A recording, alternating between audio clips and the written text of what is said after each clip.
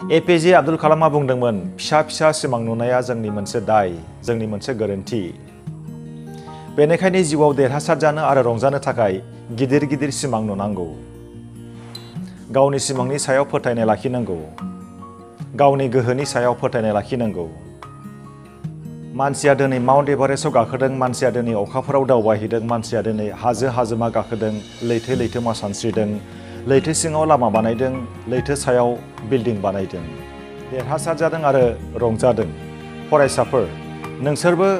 Mount Everest गाखोनो हायो हाजो हाजोमा गाखोनो हायो लैथो लैथोमा सानस्रिनो हायो लैथो सिङाव थब्ल'नो हायो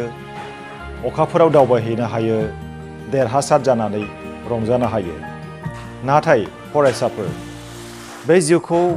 गेजेर ससेयाव फोजोबनानै लानाया जोबोरै दुखुनांथाव नाथाय फरायसाफोर बे गेजेर ससेयाव गाव गावनि जिउखौ फोजोबनाया जोबथा सलुशन नङा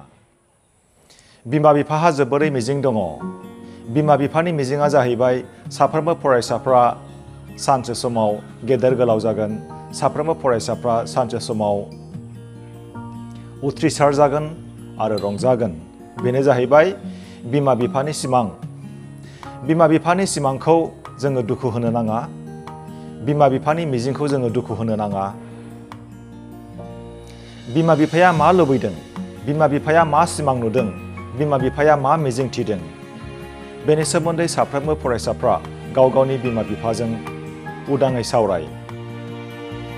दिनै सोरबा सासे फरायसाया माबा मोनसे जाहोननि थाखाय गावनि जिउखौ अबथिरायै फोजोबनानै लागोन बेनि जेबो ओंथि गैया